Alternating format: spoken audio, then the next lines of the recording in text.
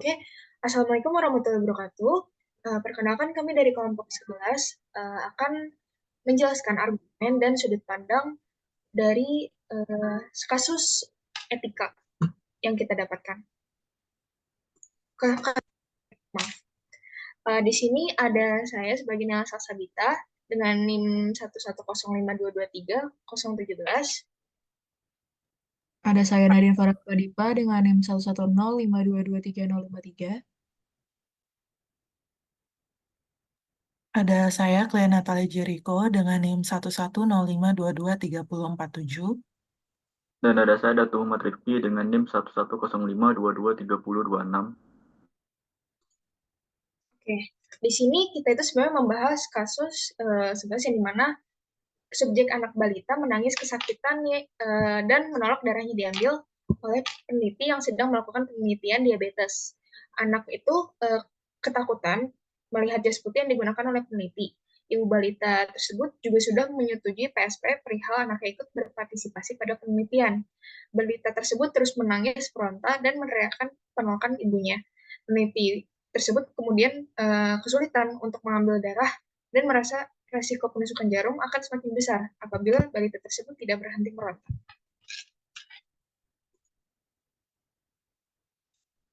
Dari sudut pandang peneliti, sebagai peneliti, peneliti harus memahami pentingnya penelitian ini untuk membantu memahami penyakit diabetes pada balita untuk pengembangan pengobatan yang lebih baik.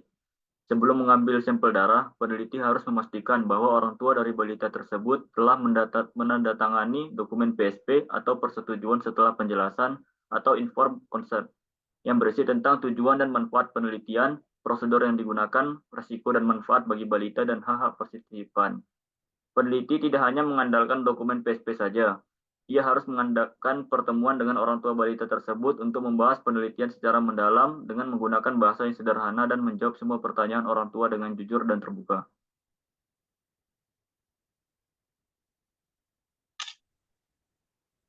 Selanjutnya dari sudut pandang orang tua, balita merupakan salah satu bagian dari kelompok subjek rentan dikarenakan anak balita sendiri itu dianggap tidak kompeten dan kurang pengetahuan untuk menentukan keputusannya sendiri.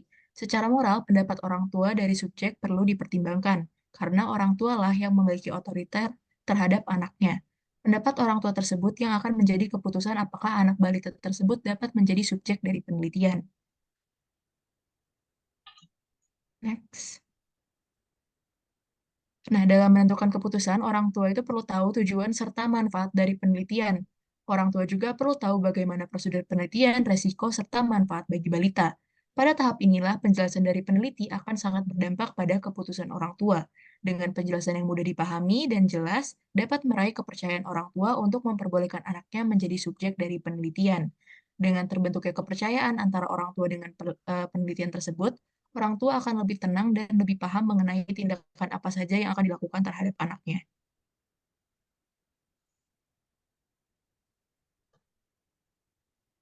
Prioritas utama dari penelitian yang dilakukan pada balita sendiri itu adalah kenyamanan serta keamanan dari balita. Sebagai balita mungkin tidak sepenuhnya memahami apa yang sedang terjadi dan mengapa darahnya diambil.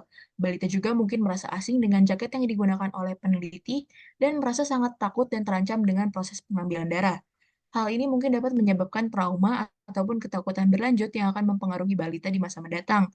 Oleh karena itu, tidak dapat dipungkiri apabila keputusan yang dibuat oleh orang tua dapat berubah bergantung pada kenyamanan serta keamanan dari anaknya.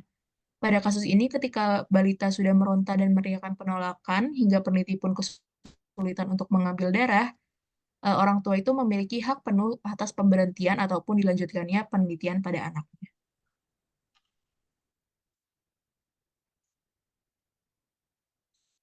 Untuk argumen pro di sini, pada penelitian diabetes pada anak, pada para responden harus, terutama orang tua dari anak, sudah menyetujui penelitian yang akan dilakukan kepada anaknya. Pada orang tua juga seharusnya sudah mengetahui prosedur penelitian yang akan dilakukan kepada anaknya. Prosedur, resiko, dan manfaat penelitian ini sudah dijelaskan pada lampiran PSP penelitian. Penelitian ini bisa dilakukan kembali dengan mencari solusi terlebih dahulu untuk menenangkan anak balita tersebut. Pada kasus yang dibahas ini, diketahui bahwa anak balita ini takut terhadap jas putih yang dipakai peneliti saat pengambilan sampel. Maka dari itu, peneliti bisa mengganti pakaian terlebih dahulu dengan tidak memakai jas putih, tetapi dengan pakaian berwarna jenis lain atau pakaian yang jenis-jenis lainnya yang masih mengikuti SOP penelitian. Setelah itu, prosedur penelitian diharapkan kembali dilanjutkan agar dapat memenuhi tujuan penelitian.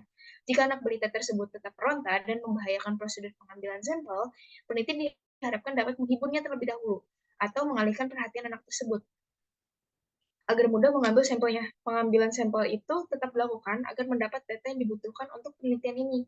Karena jika penelitian ini berhasil, akan menguntungkan banyak pihak, yang dimana salah satunya adalah pasien pengidap diabetes. Pasien diabetes, termasuk anak balita yang terlibat dalam penelitian, akan mendapatkan pengobatan yang lebih baik ke depannya dengan dilakukannya penelitian ini.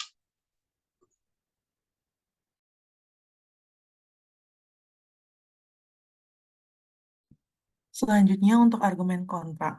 Ketika terjadi kondisi saat subjek penelitian selaku anak balita berusia sekitar 3-5 tahun dan dipaksa untuk melakukan penelitian secara invasif, tentu ini akan membahayakan anak seperti resiko pendudukan jarum yang besar karena anak tersebut tidak bisa berada dalam keadaan tenang saat proses pengambilan darah. Hal ini dapat berakibat melukai luka anak tersebut dan disarankan untuk penelitian tersebut tidak dilanjutkan. Kemudian dari segi kesehatan mentari subjek penelitian yaitu balita yang mengalami ketakutan atau trauma saat dipaksa untuk disuntik, ditambah dengan anak tersebut harus melawan ketakutannya terhadap jas putih dari si peneliti. Tentu saja, ini dapat berpengaruh dalam tumbuh kembang anak tersebut, karena semakin muda usia anak, semakin menunjukkan adanya peningkatan stres disebabkan karena kurangnya kemampuan kognitif anak dalam mentolerir rasa nyeri pada prosedur invasif seperti disuntik.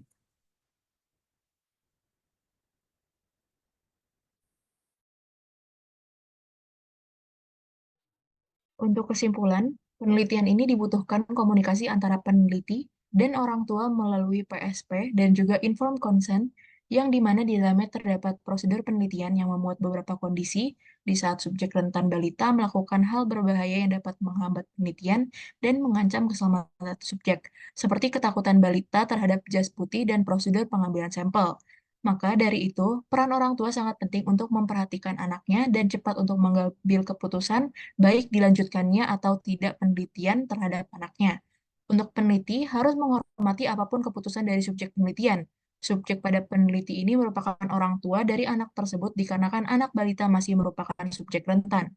Penelitian tersebut dapat dilanjutkan dengan mengutamakan keselamatan dari subjek penelitian. Kemudian ini adalah contoh ilustrasi atau gambaran mengenai prosedur pengambilan sampel penelitian balita dan peneliti menggunakan jas putih. Dan juga ini adalah salah satu contoh solusi di mana membuat kondisi balita tersebut yang nyaman.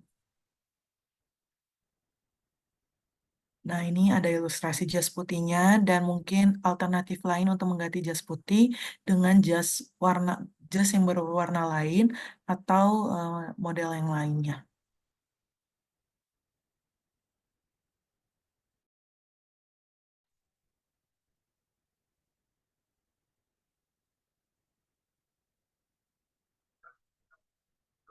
Dan ini untuk salah satu contoh prosedur penyuntikan pada anak balita dengan mendistraksi terlebih dahulu anak tersebut.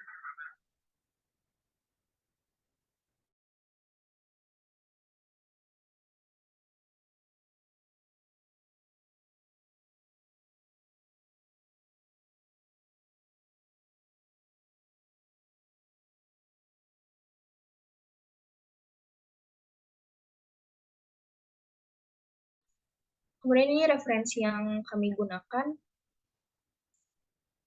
dan juga ini referensi gambar yang kami gunakan juga. Nah, sekian, terima kasih atas perhatiannya. Wassalamualaikum warahmatullahi wabarakatuh.